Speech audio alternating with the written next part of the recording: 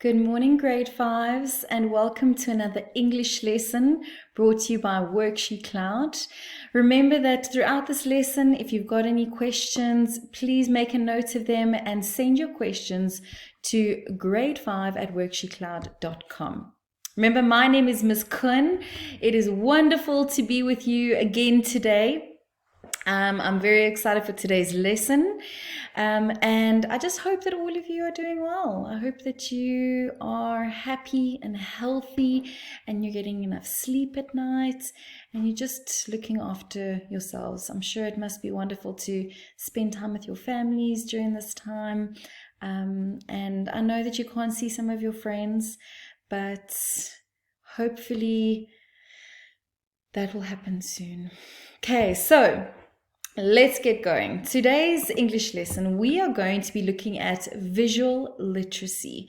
Now remember, the word visual is anything that is visually appealing, such as pictures and images. And with English, we look at those visual images and we interpret it, and then we do something about it, and we think about it and we talk about it and discuss it and so on. So today's visual literacy lesson is going to be all about inferencing through comics.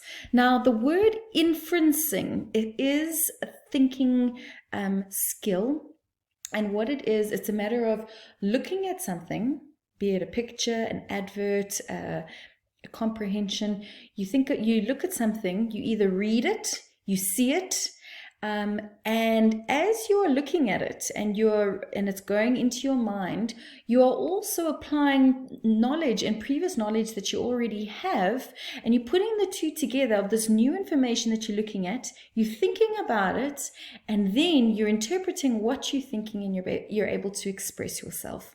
And so that is what inferencing is all about. So just again, to repeat myself, you look at something, think about it. Okay, let's look at the clues of this. Why is this happening the way that it's happening? Okay, I can see what is going on here. So we are going to be doing that today, and we are going to be looking at comics. Now, I absolutely love comics. I actually grew up reading comics. I remember that when I was younger, my dad would always read the Sunday Times, and I would look at the Sunday Times and I'd wait until he was done so I could look at the little comic section. I also remember love reading Archie. I grew up with the Archie comics. For some of you that maybe know Archie comics, and if you don't, it's okay. Maybe I'm showing my age. But I really enjoy comics, and I hope that you do too. Okay, so let's have a look at our objectives today and what we're actually going to be doing. We are first going to look at what exactly is a comic strip, and the components of a comic strip, or should I say the features of a comic strip. We are going to be looking at a Garfield comic strip, so the first one, and then we're going to look at a second Garfield comic strip. So we're going to look at two Garfield comic strips. We're going to be analyzing the Garfield comic strip, looking at the different components, and then we're going to be answering questions based on the comic strip. Right, so let's get started. So first of all, what is a comic strip? So a comic strip is a sequence of drawings arranged in interrelated panels or boxes. So have a look at the picture over here as an example. Now these boxes, we actually also call them frames. It's the terminology that we use with comic strips. So we call it frame 1, frame 2, frame 3, 4, and frame 5, for example. So it is a series of pictures or drawings in boxes, and they've got a sequence, so they do tell a particular story. The second thing about a comic strip is that the story is written in a short narrative. This is shown through caption boxes, which the narrator would be saying. Captions tend to be colored boxes to show the difference to speech. So some comic strips that you find do have narrative or should I say caption boxes. So if you have a look at this picture here, here's a little box, and it says, "And my mom will say things like," and it's almost like the narrator is talking. The characters aren't speaking or thinking, and it's your narrator of the actual story of the comic book that is talking. So the narrator says, "And my mom will say things like," and then this lady says, "You were so happy and energetic yesterday. You got so much done." And look at the girl. You can see that she is passed out, or she looks so exhausted, or she looks lazy, or she looks tired, or she looks like she is going to stay on that floor and not do anything today. And then there's another caption or at the bottom that says, "It makes me cringe to just think about her saying that." And so you can see that the boxes are there to show that in this particular frame of this comic, the narrator, that is what the narrators are saying, like a side piece almost, that the characters in this story or this comic, they're not saying. Okay, so that is one sort of feature of a comic strip. Then the second feature of a comic strip is that we have speech bubbles. So speech bubbles can come in various shapes and sizes. So I've got examples over here of sort of round speech bubbles. You get sort of square speech bubbles. So they come in various shapes and sizes. The biggest thing about a speech bubble is that they do have these sort of pointed edges. And as you can see here, your pointed edges, and the pointed bits or the pointed edges do point at the character to specifically show which character is saying that particular line or that comment. And the speech bubbles also mean that they are verbally speaking it. It's coming out of the character's mouth. And it's showing that that character is actually speaking out loud. So that is quite important to know about speech bubbles. Because the second thing that I want to talk about are thought bubbles. So Garfield is also an all-time classic. I love good old Garfield. He is quite a character. And because he is a cat and cats don't speak, he has always got these little dots that they are called thought bubbles. So it's almost like what he is thinking and what is going on in his head because he's not speaking. And so if we have a look at this comic strip over here with Garfield, he says, or he's thinking, not says, he's thinking, "Sleeping makes me hungry and eating makes me sleepy. Life is good." He's such a silly cat, but I love him. Good old Garfield. So remember the difference with a speech bubble and a thought bubble. They are shaped differently. You can see that they look different. They don't have these jagged edges or these jagged points to show that that is words coming out of that character's mouth. The little dots is almost like what is he thinking and what is going through his mind. Right, so now we come to the part of the lesson where we are going to look, this is our first Garfield cartoon, and we are going to look at some questions that are going to attach themselves with this particular cartoon. Now remember, whenever you get any type of visual literacy, whether it's a cartoon, whether it's an advert, whether it's a poster, whether it's absolutely anything, it is vital that you first, before you look at any questions, you look at this cartoon, you look at your image, and you first try to make sense of it and you try to understand it. Do not dive straight into the questions. First look, you read carefully, you understand, and you put it all together. You look at the different characters. We are going to look at each frame. We are going to understand each frame. We are going to try and figure things out before we even look at the question so that we get a full understanding of what is going on. We are then going to look at the questions, go back to the frames, and then we're going to answer the questions. Okay, so let's get started. So you can see the first frame here. His name is John. Good old John, he's looking at this bowl and his eyes are wide. So what's also very important about comics is that always look at facial expressions. Because a comic is not a live show or clip, it is important to look at facial expressions. You can tell a lot about a character and what is actually what is happening in the storyline based on the facial expressions of the characters. So in this first frame, John, his eyes are open. Now immediately when your eyes are open, if somebody's eyes are open, what sort of expression does that show? Surprised? Okay, then all of a sudden, look how his eyes change in the next frame. Now his eyes are very small. His eyelids have dropped. And you can even see by his mouth, he's going to start talking. And he says, because this is a speech bubble, we can see by the pointed part over there.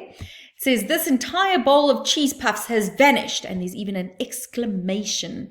And remember, when we have a sentence with an exclamation, it is usually something, it's a type of sentence to show a raised voice, or an exclamation of something that is said to stand out. So that is what he says in this frame. Look at his eyes. Now he changes from to, so immediately his emotions have changed. His expression has changed. What does that tell you? In the next frame, and I bet you know where, and I bet I know where they went. And look, his eyes, look at his pupils. He's now looking, I bet I know where they went. Right, then in our next frame, Garfield! And look at the writing. So again, also look at the writing. The writing is bold. It's in capital letters. So what does that tell you? If the writing is different, it's bold in capital, he must be shouting his name. Garfield! And he's shouting his name not in a happy way. He's not saying, Garfield! He is shouting it with an angry expression on his face. Garfield!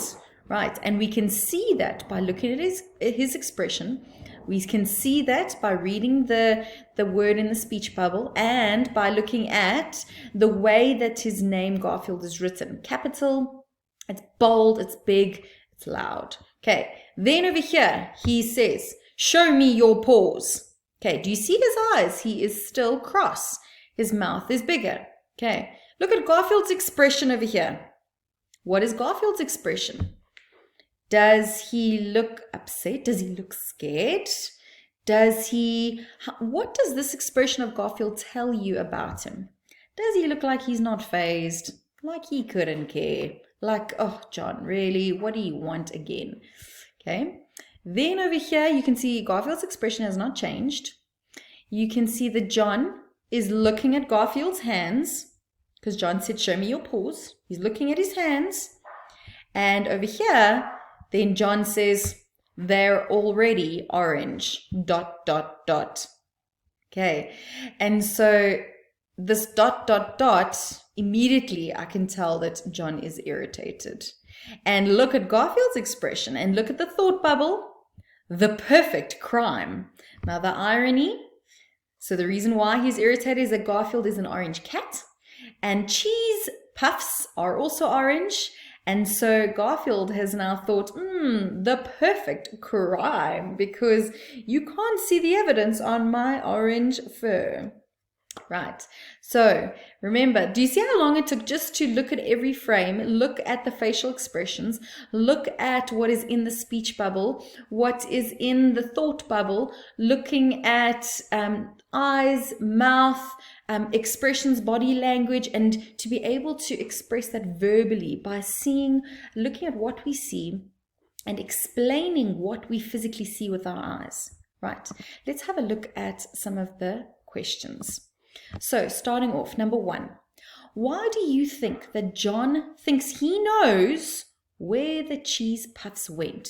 Okay, so this is telling you, how do we know that John knows where those cheese puffs went? Now remember, when it comes to questions with comic strips, your answer has to give evidence based on what is happening in the comic strip. And this is where now we bring their expressions into play. So we know that John knows where the cheese puffs went because in the second frame, his second and third frame, his eyelids have dropped. His expression looks angry because his eyes are small. Remember, an angry expression equals small eyes. Right? You can see that now his mouth is open, that he is starting to speak. So this is where we know that John thinks that he knows where the cheese puffs went based on his expression. If if we look at the first frame, his first reaction of looking at the cheese puffs is surprised that they finished. The second one is, I know where they went, based on his facial expression. Right. And it's important that when you answer it, that you describe what is happening to his facial expression. Describe what you see with his eyes. Describe with his mouth, what is happening with his mouth. And that is going to be the answer to your question. We know because his expression changes from the first frame to the second and third, from an expression of surprised and astonished to irritated, and we know that by his eyes, which is very clear giveaway in those frames. Question number 2. Why does John ask Garfield to show him his paws? Okay, so John asked Garfield to show him his paws because he is looking for evidence. Good. Because we know that when you eat cheese puffs, the cheesy bits, they stick to your fingers, and the evidence is usually there in your hands. And so that's why he asked Garfield to show him his hands, his paws, because he wants to see evidence of the cheese puffs. Question number 3. What does Garfield mean when he says the perfect crime? So Garfield, this is where we have a little bit of irony in this particular comic strip, because Garfield is an orange cat. So we know it's the perfect crime because he is an orange cat, and cheese puffs are also orange. And so he can camouflage any cheese puffs that he potentially would have eaten in his orange hands, and it's all camouflaged, and John doesn't see, and John doesn't know any better. And so that's why he's got this massive grin on his face, the perfect crime, and he is very chuffed with himself. Okay, so this is the first comic strip. Remember, again, it's important to look at facial expressions, look at cues, look at your speech bubbles, look at the writing. Is it bold? Does it stand out? Look at the punctuation and so on. Let's look at one more example. And again, it is going to be Garfield. Okay, so like I said, it is always important to first look at the comic strip. First, analyze it. Read it carefully. You remember, we are inferencing, so we are first reading, we're getting a good picture, we're thinking about it, what is happening, we're thinking about knowledge and so on, and then we are reading the question, and then we're connecting the two. Right, so the first frame, if we just look at John, look at his facial expression. He's very happy. We know this. How do we know he's happy? His eyes are wide. He's got a massive smile in his face. And he says, "Hey, Garfield, let's pretend it's my birthday." Okay, so he is very excited. How do we know this? Look at his facial expression. Let's look at Garfield. Garfield, his thought bubble, oh boy, ... Look at his facial expression. Is he as excited as John? How do we know this? Because look at his face. His eyes are droopy. He's like looking away, like, oh, here we go again. Right, second frame. Do you see John? His expression is still. His eyes are wide, so he's still quite happy. And he says, "I'll get presents and cards." And Garfield's expression hasn't changed. And he's thinking, "John, how shall I say this? ... So remember these ellipses, these 3 dots, it's called an ellipses as punctuation, and it means that something further is going to be said, or thought in Garfield's case. Remember, he's still irritated, okay? Well, I wouldn't say irritated, he's not fazed, he couldn't care, he's just very chilled.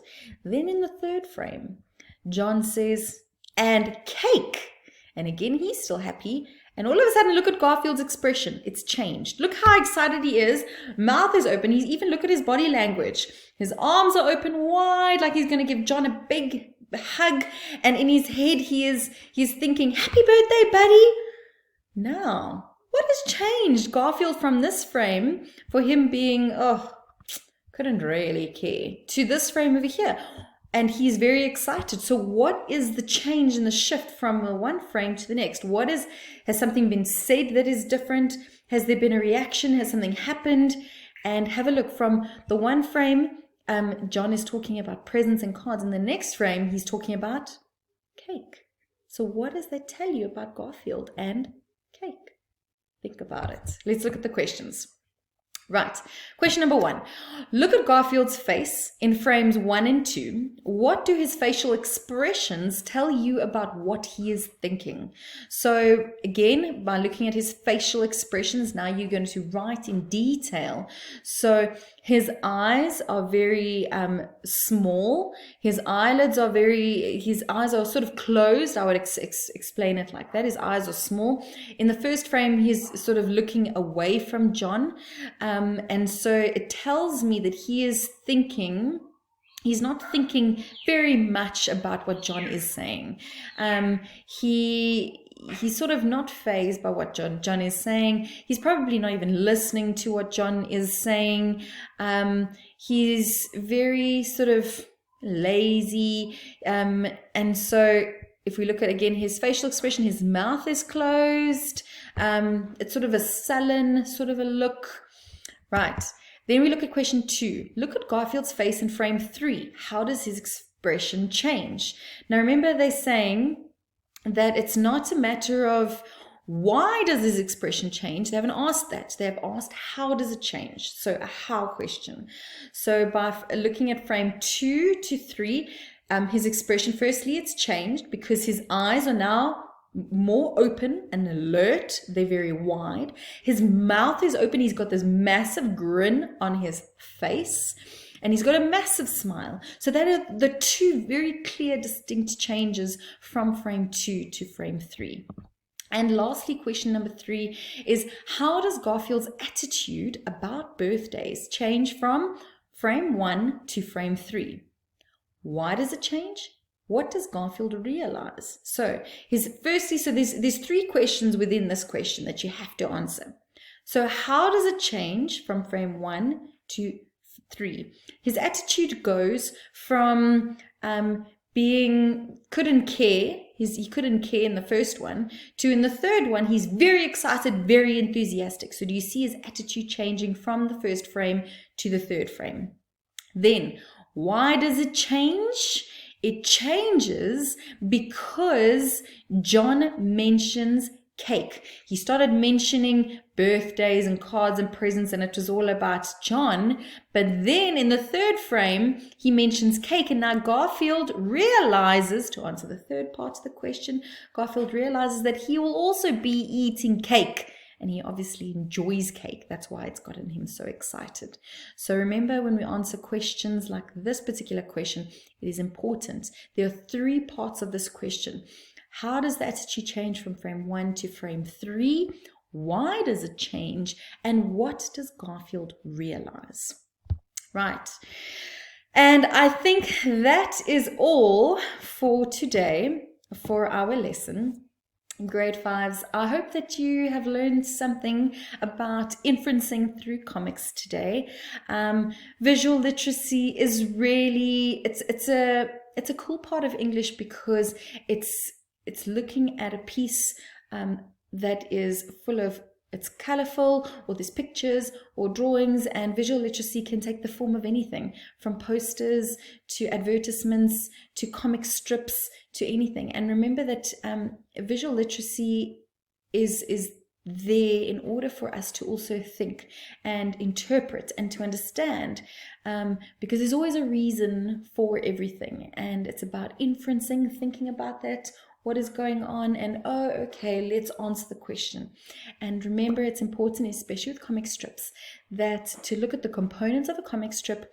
Is it a speech bubble? Is it a thought bubble? Is there a caption? Is the narrator possibly speaking or saying something in that frame? Look at facial expressions to answer your question. Look at body language. Look at the words in your speech bubbles. Is the words in capitals? Is it in bold? Are there ellipses, ... which means something is coming, and whatnot.